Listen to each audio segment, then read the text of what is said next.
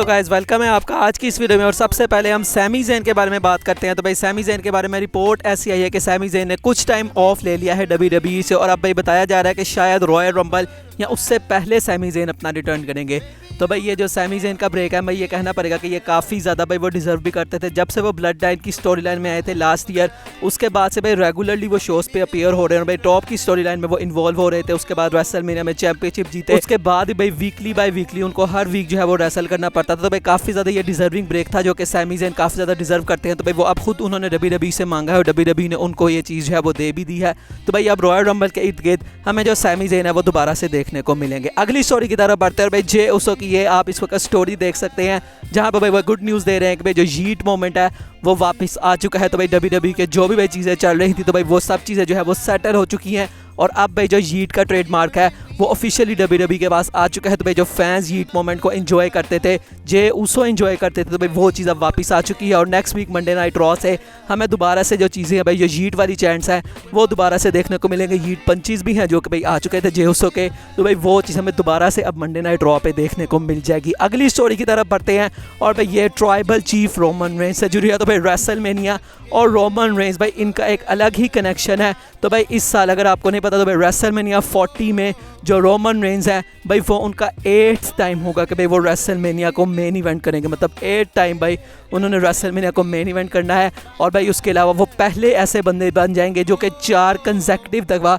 WrestleMania को main event करेंगे। और भाई उन चारों दफ़ा उन्होंने एक ही चैम्पियनशिप को होल्ड किया होगा। मतलब सेम रेन के अंदर उन्होंने 4 रेसलमेनियास को मेन इवेंट किया है। भाई ये जो भी उनकी रेन चल रही है 37 में एज और ब्रायन के साथ उनका मैच था, 38 में ब्रॉक लेसनर के साथ, 39 में कोडी रोड्स के साथ, और अब 40 में देखते हैं किसके साथ होगा। लेकिन भाई रोमन रेंज मेन इवेंट करेंगे और 4th consecutive time main event करेंगे और साथ में भाई 8th टाइम उनका ये जो मेन इवेंट है रेसलमेनिया का वो होगा। तो भाई ये एक काफ़ी बढ़िया चीज़ है कि रोमन रेंज ने भाई इतने ज़्यादा जो माइलस्टोन है रेसलमेनिया के लिए, जो कि भाई लोग एक मतलब मेन इवेंट करने के लिए तरसते हैं, लेकिन जो रोमन रेंज है वो 8वीं दफ़ा इसको मेन इवेंट कर रहे हैं। अगली स्टोरी की तरफ बढ़ते हैं और भाई NXT के डेडलाइन के शो के अंदर जो ड्रैगन ली है वो surprisingly NXT north American champion बन चुके हैं। तो भाई रे मिस्टीरियो वहाँ पर रिंग साइड के ऊपर ही मौजूद थे और ड्रैगन ली ने NXT नॉर्थ अमेरिकन चैंपियनशिप जीत के। तो भाई ड्रैगन ली काफ़ी देर से इन्वॉल्व होने की कोशिश कर रहे थे रे मिस्टीरियो के बिजनेस में, लेकिन भाई इतना कोई उनको फ़ायदा नहीं हो रहा था। सैंटोस एस्कोबार के साथ भी उन्होंने 2 दफ़ा कम्पीट किया, लेकिन भाई दोनों मरतबा वो जो है वो मैच को हार गए। लेकिन भाई इस दफ़ा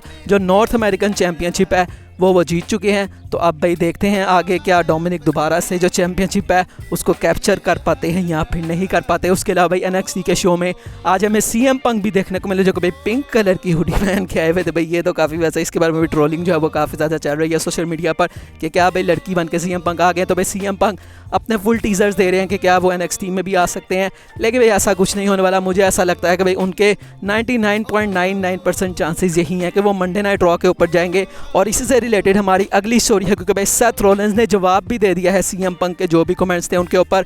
तो भाई रिसेंटली एक लाइव इवेंट के अंदर सेथ रॉलिंस अपने मैच के बाद भाई बात कर रहे थे ऑडियंस से, तो भाई वहाँ पर CM पंक के चांस लग रहे थे। तो भाई सबसे पहले जो है हमारे सेथ रॉलिंस है उन्होंने कहा कि भाई क्या ये बंदा जिसके बारे में तुम लोग बातें कर रहे हो क्या भाई वो यहाँ पर मौजूद है और वो अपने आप को बड़ा भाई बेस्ट इन द वर्ल्ड करता फिरता है।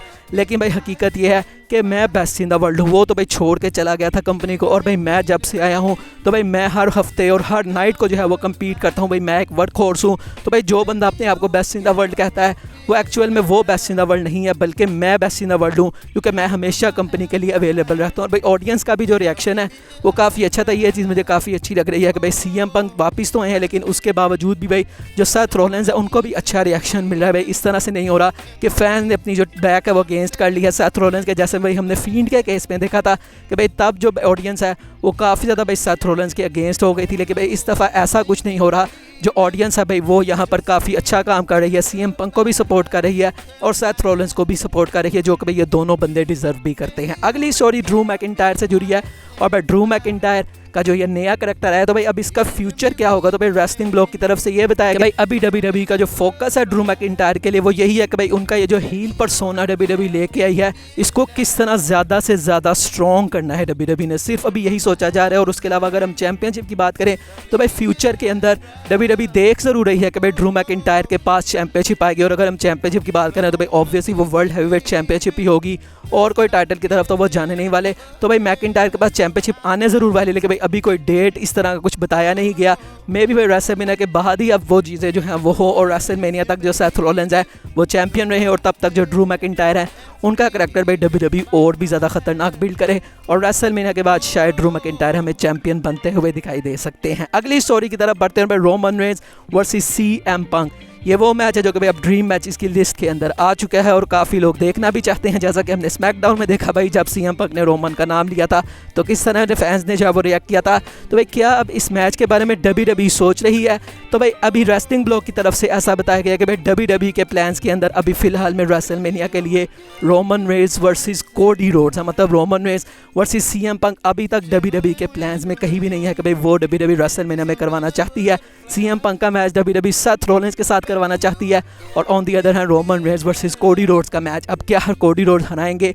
अभी ये भी एक डिबेटेबल चीज़ है, क्योंकि भाई WWE ये भी सोच रही है कि रोमन रेंज हल्क होगन का रिकॉर्ड तोड़े, और उसके लिए भाई उनको रेसलमेनिया 40 में भी जीतना पड़ेगा और कोडी को फिर से हारना पड़ेगा। तो भाई चीज़ें काफ़ी ज़्यादा कॉम्प्लिकेटेड है। तो भाई आने वाले टाइम में देखते हैं मैच कौन सा होता है और उसके अलावा विनर कौन निकल के आता है। उसके अलावा दोस्तों लोगन पॉल वर्सेस बैड बनी के मैच की बात करें तो भाई ये भी एक ऐसा मैच है जो कि भाई रेसलमेनिया के लिए पहले इसके बारे में बात की जा रही थी, लेकिन भाई अब इसके बारे में एक अपडेट आई है, और वो ये है कि भाई ये मैच करवाना तो चाहती है WWE, लेकिन भाई अभी इसके बारे में कोई भी टॉक्स शुरू नहीं हुई। बैड बनी के रॉयल रंबल में आने के चांसेस हैं, लेकिन अभी तक इस मैच को रेसलमेनिया के लिए WWE ने भाई ज़रा सा भी प्लान नहीं किया हुआ। अगली स्टोरी की तरफ बढ़ते हुए सैंतोस एस्कोबार को हम देखते हैं कि भाई अब वो अकेले से हो गए हैं, LWO से अलग हो गए हैं। हाँ, मैच तो उन्होंने भाई तब भी जीत लिया, तो भाई बहुत जल्द उनको भी एक टीम मिल जाएगी, और भाई हम्बर्टो करीलो और एंजल गार्जा ऐसा लग रहा है कि भाई शायद इनको ज्वाइन कर सकते हैं, क्योंकि भाई इसके बारे में काफ़ी देर से रिपोर्ट्स आ रही हैं। तो लेट्स सी भाई कब सैंतोस एस्कोबार के साथ जो टीम है वो बन जाती है किसी ना किसी की। आज की फाइनल स्टोरी एलिमिनेशन चैम्बर से जुड़ी है। भाई इस साल का जो एलिमिनेशन चैम्बर है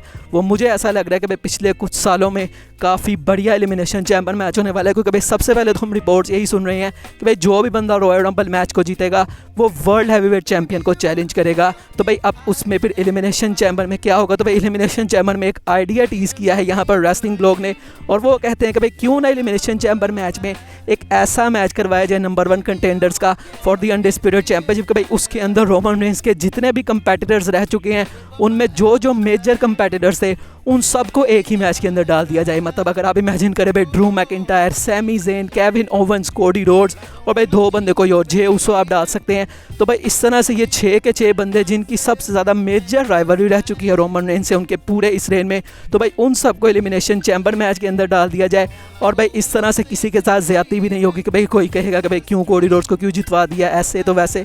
तो भाई जब सारे बंदे वही होंगे जो कि रोमन रेंज को उनकी इस करंट रेन के अंदर फेस कर चुके हैं, तो भाई ऐसे में कोई भी जीते फैंस मुझे नहीं लगता कि भाई उसके अगेंस्ट स्टंट करेंगे। तो भाई ये आइडिया मुझे काफ़ी अच्छा लगा कि भाई अगर WWE एलिमिनेशन चैम्बर मैच से जो कंटेंडर है वो निकालना चाहती है तो इस आइडिया की तरफ WWE जा सकती है। तो भाई आपको क्या लगता है ये कैसा आइडिया है कि भाई सारे पास्ट के जो भी भाई बड़े बड़े ओपोनेंट्स हैं इस रेन के उनको एक साथ मैच में उतार दिया जाए? आप मुझे कमेंट सेक्शन में बताएं। बाकी आज की वीडियो यही तक थी, अच्छी लगी हो तो लाइक कीजिएगा, चैनल को सब्सक्राइब कीजिएगा। मिलेंगे नेक्स्ट वीडियो में, तब तक के लिए अल्लाह हाफिज़।